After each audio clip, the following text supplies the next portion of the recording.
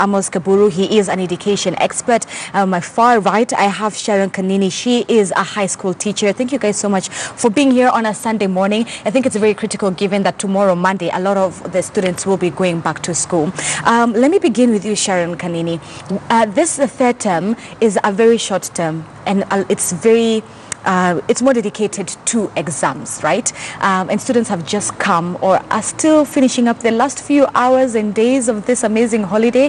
What is it that students that perhaps, and even parents, what parents and students can do on holiday just to keep sure and make sure that they're still in touch with their books, a few academics here and there, instead of just shelving the books until you remember, oh wait, tomorrow is school? Thank you, Azizi. I think the students have been in this 3 weeks holiday, which I think they should have at least utilized the time when they are at home. And this one should be done by their parents and also should be done by the students themselves. I think the parents should be creating good time for the students. At least they allow them some time to be able to learn when they are still at home. The same students should also be able to create their own time. Remember that education is more of self-initiative, whereby the students should be motivating themselves to be able to do 1, 2, 3. So you notice that most of the students will notice that they're supposed to be going back maybe for the third term, and maybe the whole of the 3 weeks they've been for their holidays, they've not even been able to handle their books. So when they are going back to school, most of them find that they are tensed. They are not even able to remember or even recall where they placed their books, which has always found them a bit confused. Yeah, that is when they go back for the third term, they're always maybe panicking because they know in the very few weeks they're going to be sitting for their either final exams or even for the exams they're supposed to be promoting them to the next class. Right. Yeah. Does the holiday homework help? Yeah, it does help. And I think most of the time, even when the teachers are giving them the holiday homeworks, they're also supposed to be able to do on their own. Right. Remember, they have just come from either a second term or even a first term, so they're supposed to be able to cover at least what the teachers have been able to do when they were in the previous term. And they're also supposed to be able at least to set for their own maybe some questions or even some revision answers or some questions for themselves and the revision answers so that they can be able at least to revise even ahead of the teacher before the next term begins. Yeah, I think that will also be able to set them on toes with the next term's work. Right. Amos, what are your thoughts on that? How it is that students can continue to remain active on school break? And not too much then again, because it is essential for them to relax and unwind. But again, you don't want them too off their books. So how do we, and I mean as parents, strike this balance between, yes, you can go for a movie, you can watch TV, you can play video games, but even within the course of that 24 hours, block an hour, to do your homework. How do we strike that balance? Thank you, Zinzi. I think I want to agree with Madam Sharon that it's important we have this interface of learning that takes place when schools have closed. But however, there's still challenges around how to interpret that, what it will exactly mean, because on the extremes you have situations where children are given a lot of work equally to do, and we forget that this is supposed to be a moment for them to reflect or a little bit. I was just taken aback a little while ago when we sent my 5-year-old to the vocational Bible school, and she went for 1 day and declined that she would not be going for the second day. And when my wife and I inquired why she declined, she was like, schools have closed, it is time to rest. And I feel so tired, I just feel like it's actually time to rest. Right. And it got me a little bit thinking that perhaps this is a serious conversation we need to have, in the sense that how do we strike the balance between what they are supposed to be learning and equally what it means for them to rest. Because actually schoolwork is very intense. And if you look at, for instance, children that we have in secondary schools, their time is so packed. Some schools, their schedules begin as early as 5 and will stretch into the night even up to around 10 in some cases. And considering that this is a very fixed program that you have between Monday sometimes to Sunday, ordinarily, psychological as a human being, there's levels of fatigue where you reach. And so when you have such a highly intensive program, Sometimes even also when schools close, you realize that the mental fatigue sometimes can't accommodate more. And so even how do you plan around the same? And that's why the first thing you realize when children close school, they want to sleep a lot, because there's a feeling that we've been waking up quite so early. So they just feel that they need to sleep a bit. And after 1 week, you realize that the sleep is over and now they follow what next. So one of the challenges equal that we face is that we have a parental community that does not know how to support these children. And so when schools have closed, you imagine, what should you do?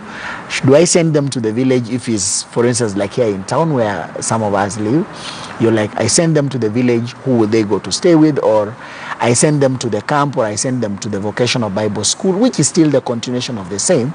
So we have a serious challenge of capacity around parents, how they need to interpret this time. But typically, if you look at it, this is supposed to be a moment for children to reflect together with their parents, going through the targets that perhaps they had set, looking at the holistic development of these children, so emotionally, socially, how are these children doing, even physically, how are your children coping up? Are there mechanisms or are there challenges that they may have been going through over the last 6 weeks before there was midterm break? Because there's so much that's happened, especially when you talk about high schoolers. We give out our children to secondary schools when they're just becoming teenagers. They are now young adolescents. There are a lot of changes happening in their bodies, so physically and mentally, psychologically, emotionally, and socially. There are so many changes that are taking place. So this is a moment when we are supposed to be having all this conversation with our children to understand them a little bit more. And the more reason why I always advocate that even parents need to think of when they need to schedule for their leave days. If you are a working parent, it's good that your leave days coincide with when your children have closed school. When you have an opportunity to travel, you could equally travel with your children, because you also give them an opportunity for them to understand what your work is. Are you for holiday homework? I'm for holiday homework, but it has to be moderated. The only challenge is that we do not have a standard for us to say this is enough and this is not what is enough.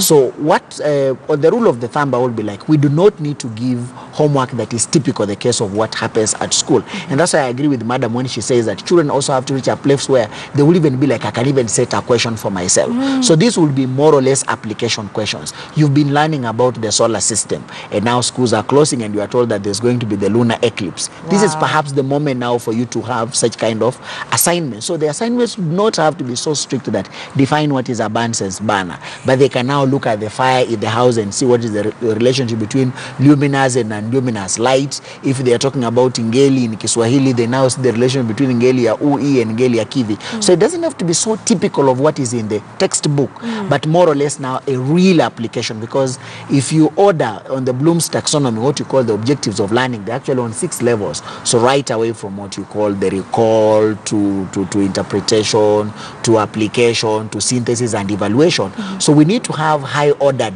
objectives kind of homework given to these children. And Sharon, now this is third term, and third term is the exam season. What would you tell students who are watching in terms of how they can prepare for exams? Thank you. So this being the third term, so it's a very short term. So I think the students should be at least working very hard. When they go back to school, they should be working extra hard with the teachers. They should all be able to create their own time. There's always a lot of free time in school, in the school setup. So they can be able to create their own time during the day. When the teacher is not around, maybe they have a free lesson, or maybe they have some extra time during the breaks, or even the lunch hour, or even during the games time. They can as well create some time and be able to go back to their books. Maybe at least go through what they have been able to do so that they can be adequately prepared for the exams. Okay, and do you think that we should get rid of visiting days? It's a debate that we've been having as the Kenyan society this year a lot. And yeah, do you think we should get rid of visiting days? Yeah, for the third term, I think it is good enough to get rid of the visiting, because it is always a very short period of time whereby the student is supposed to be given adequate time to be able to do on their own, so that at least they can be able to prepare for their exams. Because when you keep on maybe coming to the school for the parents to be able to come visit them, sometimes even be able to interact with them a bit, I think that always wastes their time. Sometimes you'll even like you notice that when a student is preparing for a visiting to come in 2 weeks' time, entirely either 1 week or even 2 weeks before, there's always a lot of anxiety. When that their minds are always focused on that particular day of the visiting. Then immediately after the visiting, when that they might even take a week or so to settle, because of the memories they have had for the previous weekend, or the visiting, or even the good food they have had that particular weekend. Amos, your thoughts? Yeah, I think I agree with Sharon, because she's every single day working with our children. Some of us who walk into schools make those impromptu visits, and so you may not get a typical case in terms of immersing yourself in the school system.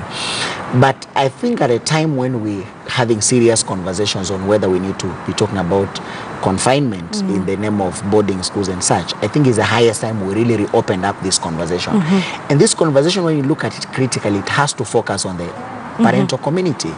And the challenge, as Mwalimu is putting it, is that you've got a parent community that is not very well conscientized in terms of knowing the limits and the boundaries of how to support schools to support our children.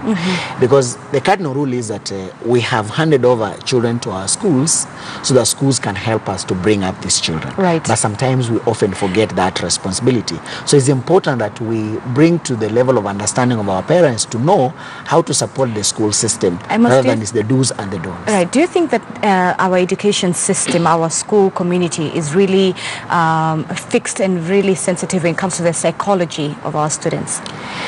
I think that there is, I should start by saying that there are various players in the sector.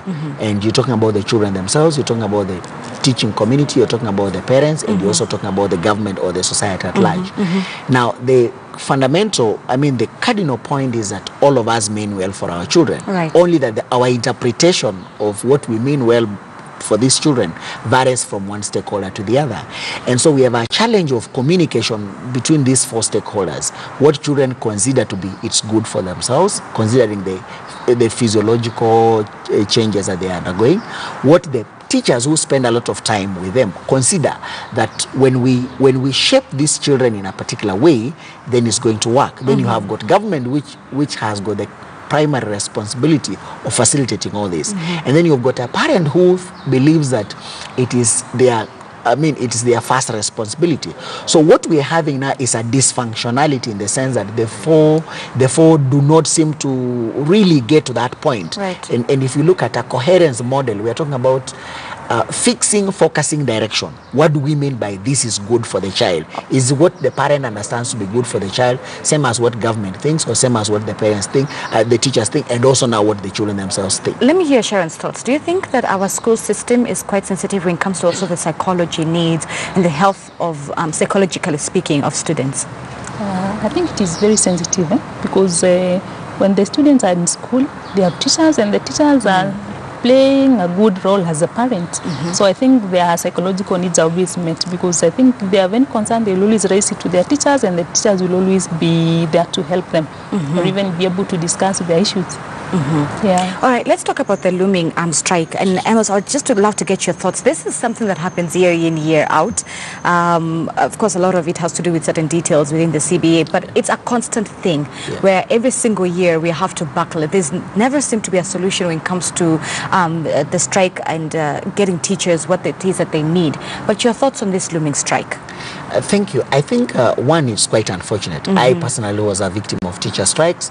When we were sitting for our Form 4 exams, teachers left on the third week, and they came back when we had started national examinations. And so it's always had serious implications on the students, because yes, the fact of the matter is that you cannot leave children alone. And teachers are playing a critical role. And unless we recognize this role that teachers are playing and facilitate them to work in a more comfortable way, it's almost going to be almost impossible for us to achieve the good intentions that we have for our children. However, I think it is a highest time we had again reopened up this conversation on what is the best way within which we will resolve the employer and employee disputes that arise, because it seems to be that the only avenue, or the teacher welfare issues can only be best understood by agitation and this open aggression and mechanisms such as we are downing our tools. So I think we need to have a conversation around it, and I think the Commission has been a little bit more proactive, and that's why the more reasons why we talked about issues such as the CBA for 2016-2021 that would facilitate schools to have a more conducive environment. Because this is fundamental that schools are highly sensitive. And so any form of disruption that is introduced in schools has tremendous effect. And all these effects in most cases are always negative. So we must go back and ask ourselves, what is it that the last 2 years that we've been trying to do that has not still solved this challenge? I was looking at the dailies yesterday, and some of the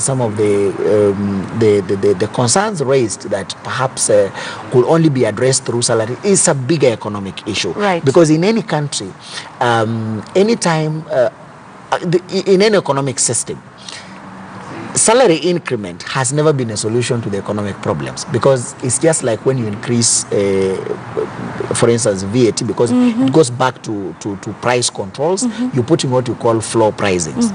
And so what happens is a serious shock in the economy, because when you increase salaries, what you're just doing is that you're also spiraling up inflation, Right. because now everything else as well goes up, because government has to look for ways in which it's going to pay for the same money. Right. So I think we need to have another conversation to say that, is this the way which we want to go, or there could be an alternative towards solving these disputes that we're having? Amos, what does a strike do to the school calendar? Just paint us first that picture. The strike has enormous challenges. Number one, it seriously interrupts the school calendar. Number two, it has got serious economic challenges, because one, schools have planned on resources, and people will always be away, but you still have to pay salaries. People still have to eat. Children may still have to travel home. They still have to eat food. So it has got serious economic challenges. And now back to the issue of the school calendar. Look at how we have always resolved the strike challenges in this country.